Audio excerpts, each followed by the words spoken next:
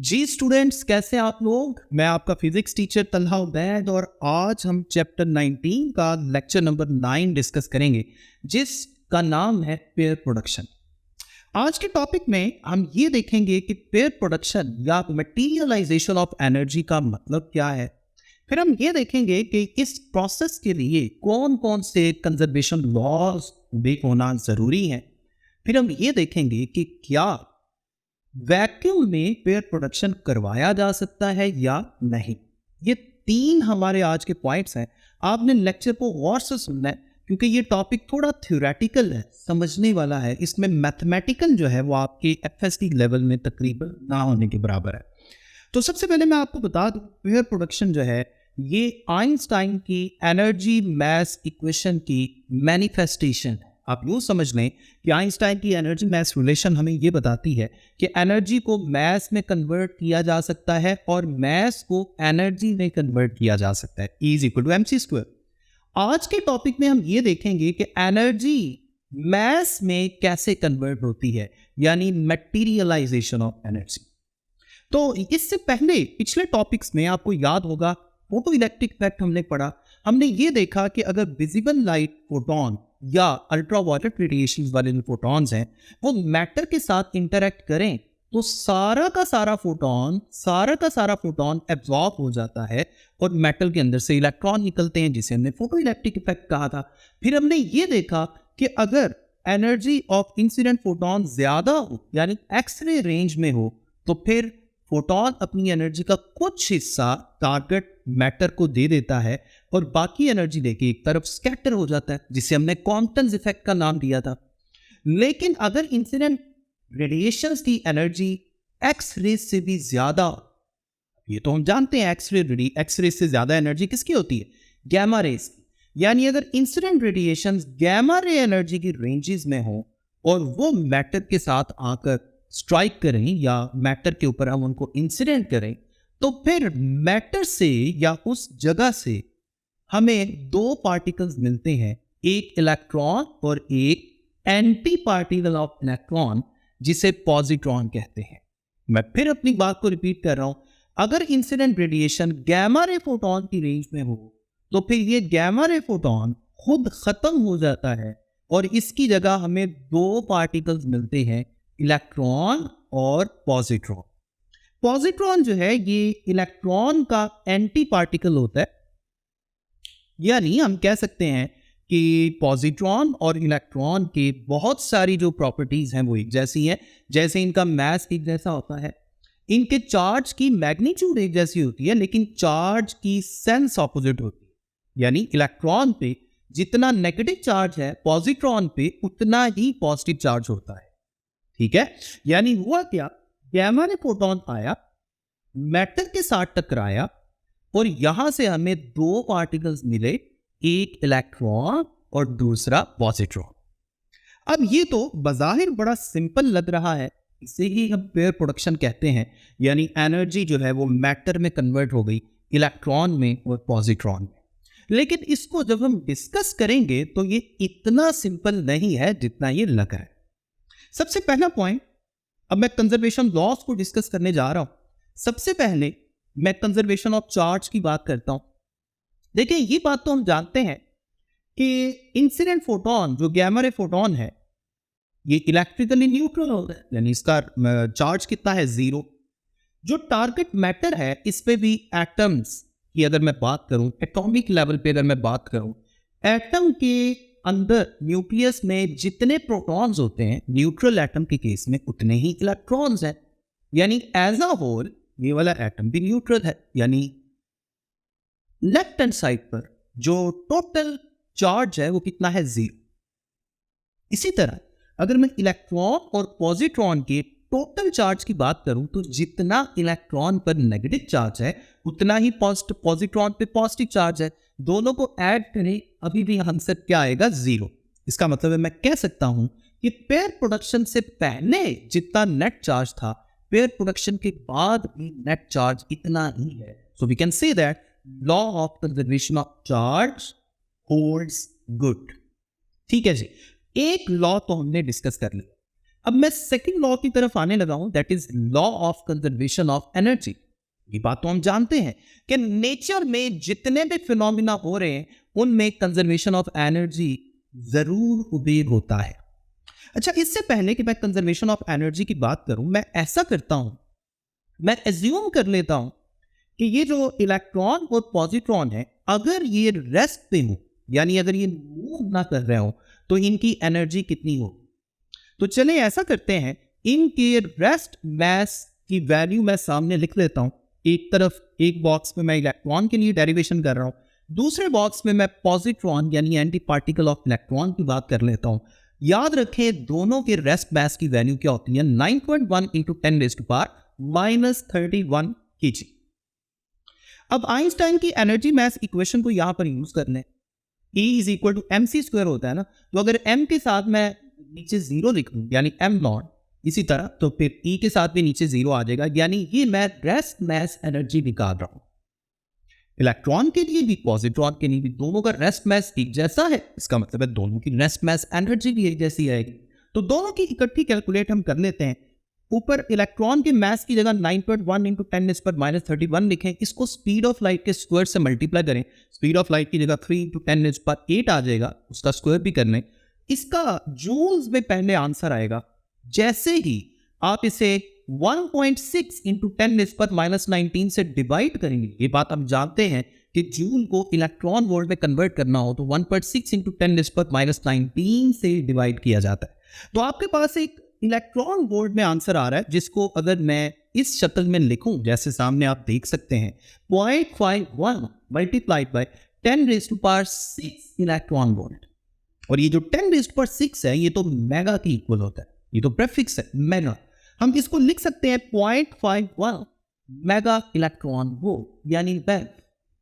इसका मतलब है इलेक्ट्रॉन की रेस्ट मास एनर्जी कितनी होती है, 0.51 मैप। इसी तरह पॉजिट्रॉन की कितनी होती है, वो भी 0.51 मैप। अब अगर देखा जाए इनकी दोनों की रेस्ट मास एनर्जी को अगर मैं ऐड करूं, तो 0.51 में 0.51 को ऐड करूं तो मेरे पास आएगा 1.02 मेगा इलेक्ट्रॉन। यानी अब हमारा जहन ये कह रहा है कि अगर हम इन दोनों पार्टिकल्स को रेस्ट पे पैदा करना चाहते हैं, यानी ये पैदा हो जाए लेकिन वो ना कर रहे हो, तो फिर भी इंसिडेंट गैमा रे फोटोन के पास कम से कम कितनी एनर्जी होनी चाहिए, 1.02 मेगा इलेक्ट्रॉन वोल्ट।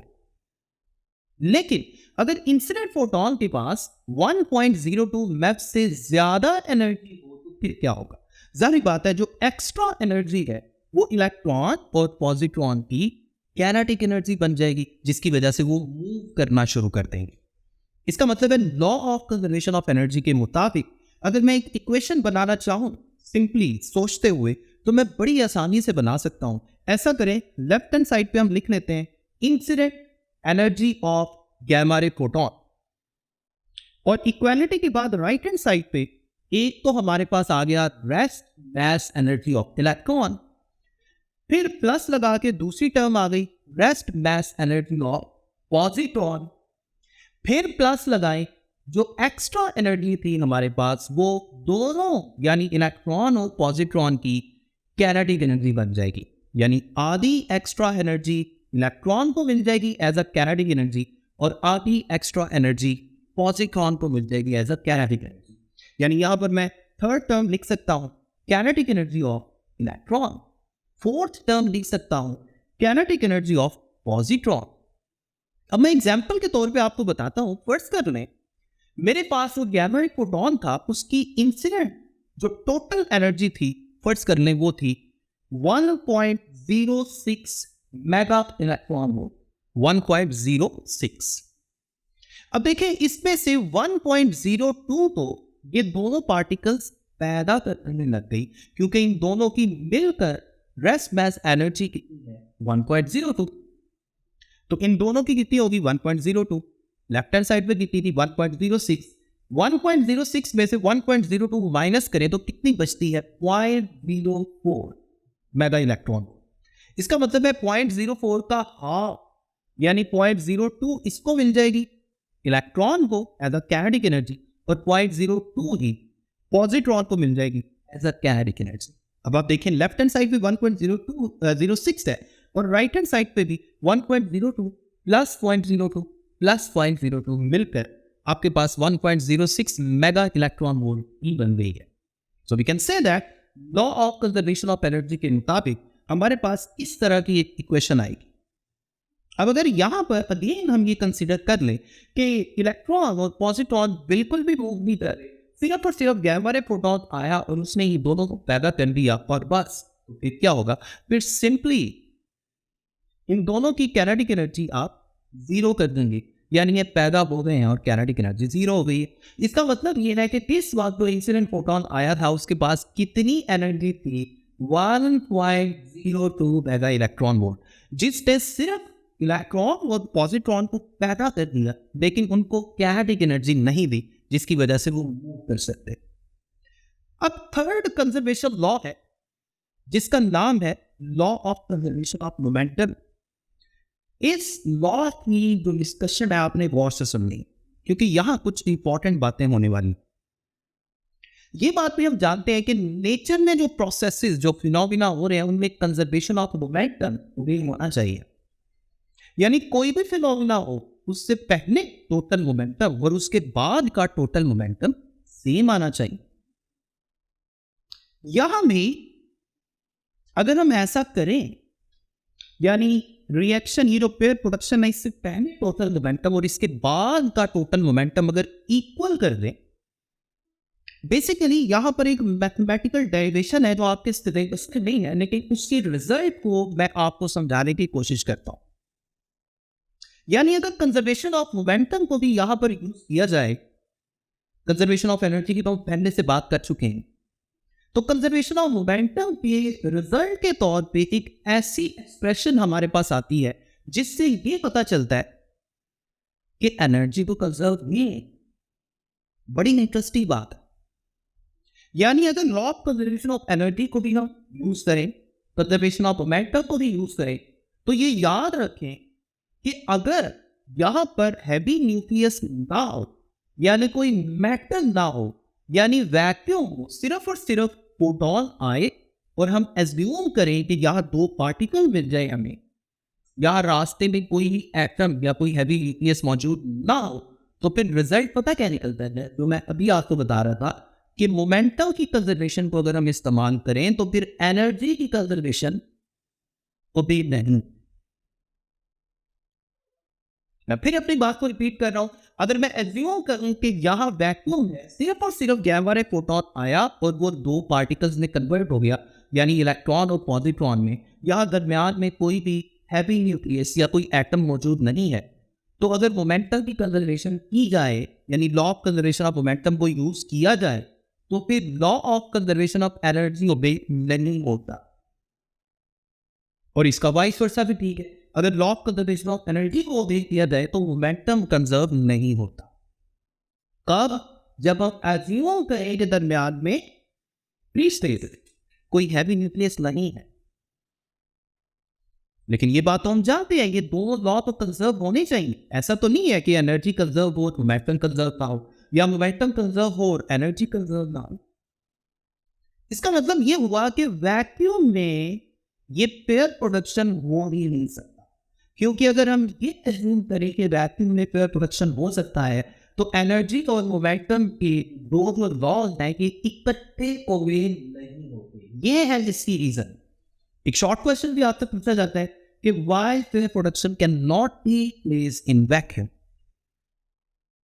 तो ये बात तो हमें समझ आ गई कि वैक्यूम में पेयर प्रोडक्शन नहीं हो सकता.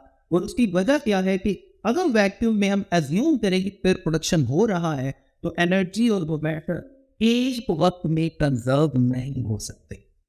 दोनों में से एक को कंजर्व करेंगे तो दूसरा कंजर्व नहीं होगा. तो ये तो इसकी रीजन होगी. अब मैं एज्यूम करता हूं कि जी यहां जनाब वैक्यूम नहीं है, यहां पर कोई मैटर है, और मैटर की बात की जाए तो उसका कोई एटम है, एटम की बात की जाए तो उसका कोई न्यूक्लियस है. और याद रखें यहां कौन सा न्यूक्लियस है? Heavy nucleus. यानी हम ऐसे मटेरियल की बात कर रहे हैं जिसके न्यूक्लियस में मास बहुत ज्यादा हो, यानी किसी हैवी एलिमेंट की, किसी हैवी न्यूक्लियस की बात कर रहे हैं. तो अब एज्यूम कर लें कि यहां पर एक हेवी न्यूक्लियस मौजूद है। अब ये law of conservation of energy तो यहां भी वैसे ही है जैसे मैंने पहले आपको बताया कि इंसिडेंट फोटॉन की जितनी एनर्जी है वो सारी की सारी एनर्जी इलेक्ट्रॉन और पॉजिट्रॉन की rest mass energy plus moving particles की कैरेटिक एनर्जी कन्वर्ट हो। अब मैं बात करने लगा हूं कंजर्वेशन ऑफ एटम दोबारा से। ये जो हैवी न्यूक्लियस है ना, ये इंसिडेंट फोटॉन के लिए बिल्कुल ऐसा ही बिहेव करेगा। अच्छा, एक और बात आपको बता दूं कि यहाँ ये जो बड़ी सिंपल सी डायग्राम है ना, मैं इसके मुताबिक ही एक्सप्लेन करने जा रहा हूँ, लेकिन इसकी मैथमेटिकल एक्सप्लेनेशन थोड़ी सी लेंथी है जो आपके सिलेबस में नहीं है, इसलिए इस चीज को आप माइंड में रखिएगा। तो हम टेक्स्ट बुक में जो डायग्राम है उसके मुताबिक ही एक्सप्लेन कर रहे हैं ताकि आपके लिए इस लेवल पे इस चीज को समझना आसान हो।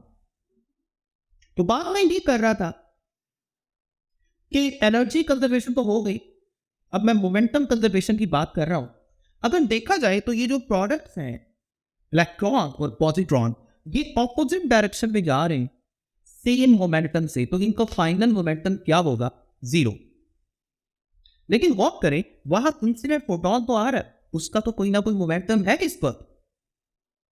और अगर मैं मोमेंटम को फाइंड करूं मैस इनटू वेलोसिटी के साथ, यानी इंसिडेंट जो फोटोन है उसका कोई ना कोई मोमेंटम यहां पर है, लेकिन प्रोडक्ट्स का तो मोमेंटम जीरो होनी है। सोचा जाए तो रिएक्टेंट्स यानी पेयर प्रोडक्शन से पहले भी सारे सिस्टम का मोमेंटम क्या होना चाहिए? जीरो। अब उसके लिए जिस हैवी न्यूक्लियस की मैंने बात की है, इस हैवी न्यूक्लियस में क्या है? काफी सारे प्रोटॉन्स है, और प्रोटॉन्स पे कौन सा चार्ज होता है? पॉजिटिव। अगर देखा जाए तो ये पॉजिटिव चार्ज जो है इसकी वजह से इलेक्ट्रिक फील्ड यहां पर एग्जिस्ट करेगी, काफी हैवी इलेक्ट्रिक फील्ड, जिसकी डायरेक्शन किस तरह होगी? आउटवर्ड डायरेक्शन में, जो इस वक्त लाइंस की फॉर्म में आपको नजर भी आ रही। अब ये वाला न्यूक्लियस उस इंसिडेंट फोटॉन के लिए बिल्कुल ऐसे ही बिहेव करेगा। जरा और मेरी बात सुनिएगा, जैसे मैं साथ ही नीचे आपको एक और डायग्राम दिखा देता हूं। जैसे यहाँ एक काफी हैवी बॉल है जिसको हमने रस्सियों की मदद से लटकाया हुआ है, स्ट्रिंग्स की मदद से हमने सस्पेंड किया हुआ है, और वहां से हम कोई छोटा सा बॉल फेंकते हैं और वो बॉल आकर इन रस्सियों के साथ, यानी इस हैवी ऑब्जेक्ट के करीब, ये जो रस्सियां हैं सस्पेंडेड जिनकी मदद से ये बॉल हमने सस्पेंड किया हुआ है, इन स्ट्रिंग्स के साथ टकराएगा और वर्क करें। फाइनली ये टूट गया और स्ट्रिंग्स थोड़ी सी बेंड हुई, जिसकी वजह से ये जो नीचे हैवी बॉल हमने सस्पेंड किया है ये भी थोड़ा सा रिक्वाइन कर रहा है, यानी थोड़ा ऑपोजिट डायरेक्शन में घूम रहा है या घूम रहा है। मैं फिर अपनी बात को रिपीट कर रहा हूं कि अगर हम एज्यूम करें कि स्ट्रिंग्स की मदद से एक बॉल हमने सस्पेंड किया और वहां से एक दूसरा बॉल हम फेंकते हैं, ये स्ट्रिंग्स के साथ टकराएगा, स्ट्रिंग्स थोड़ी सी बेंड होंगी और साथ ही नीचे जो बॉल है ये रिकॉइल करेगा थोड़ा सा ऑपोजिट डायरेक्शन में। अब वर्क करें हुआ क्या है? नीचे जो ऑब्जेक्ट जो वहां से बॉल हम फेंक रहे थे उसका थोड़ा सा मोमेंटम मेरी तरफ था। जब वो स्ट्रिंग से टकराया तो नीचे जो सस्पेंडेड ऑब्जेक्ट है जो काफी हैवी बॉल था, ये ऑपोजिट डायरेक्शन में थोड़ा सा रिकॉइल करेगा, यानी इसका ऑपोजिट डायरेक्शन में कोई ना कोई मोमेंटम पैदा हो जाएगा। अब होता यहां पर ऐसा है कि जितना उसका मेरी तरफ मोमेंटम है, अगर नीचे वाले बॉल का रिकॉइल करने का मोमेंटम भी उतना ही ऑपोजिट डायरेक्शन में है, तो दोनों का मोमेंटम ऐड होकर आंसर क्या दे देगा? जीरो। यहां भी ऐसा नहीं होगा। ये जो हैवी न्यूक्लियस है, ये जो ऊपर वाली डायग्राम आप देख रहे हैं, ये हैवी न्यूक्लियस बिल्कुल ऐसे ही रिकॉइल करेगा जैसे नीचे सस्पेंडेड बॉल ने रिकॉइल किया था। जैसे ही फोटोन, गैमा रे फोटोन आएगा, वो इन इलेक्ट्रिक फील्ड्स के साथ ऐसे ही इंटरेक्ट करेगा जैसे नीचे आने वाला बॉल रस्सियों के साथ इंटरेक्ट कर रहा था, और ये हैवी न्यूक्लियस ऐसे ही रिकॉइल करेगा जैसे नीचे वाले डायग्राम में सस्पेंडेड ऑब्जेक्ट या बॉल रिकॉइल कर रहा था। अब उस गैमा रे फोटोन का थोड़ा सा मोमेंटम मेरी तरफ है, इतना ही मोमेंटम ऑपोजिट डायरेक्शन में हैवी न्यूक्लियस दे देगा और रिजल्टेंट मोमेंटम क्या हो जाएगा? जीरो। हम कह सकते हैं कि अब पेयर प्रोडक्शन से पहले टोटल मोमेंटम जीरो हो चुका है और पेयर प्रोडक्शन के बाद भी टोटल मोमेंटम जीरो है, क्योंकि इलेक्ट्रॉन और पॉजिट्रॉन सेम मोमेंटम से ऑपोजिट डायरेक्शन में जा रहे हैं, दोनों का मोमेंटम ऐड होकर आकर zero. So conservation of momentum is again okay, यानी ये होल्ड कर रहा है। तो ये जो मैंने अभी अभी एग्जाम्पल की मदद से आपको कंसेप्चुअली समझाने की कोशिश की है, इसकी मैथमेटिकल डेरिवेशन जैसे मैं पहले आपको बता चुका हूँ थोड़ी सी लेंथी और आपकी इस लेवल के लिहाज से थोड़ी मुश्किल है, इसलिए वो मैं आपको नहीं करवा रहा। मैंने टेक्स्ट बुक के लिहाज से ही आपको थोड़ा सा समझा दिया। उम्मीद है आपको पेयर प्रोडक्शन की बहुत अच्छी समझ आ गई होगी। नेक्स्ट लेक्चर तक अपना ख्याल रखें, अपनी दुआ में याद रखें। अल्लाह।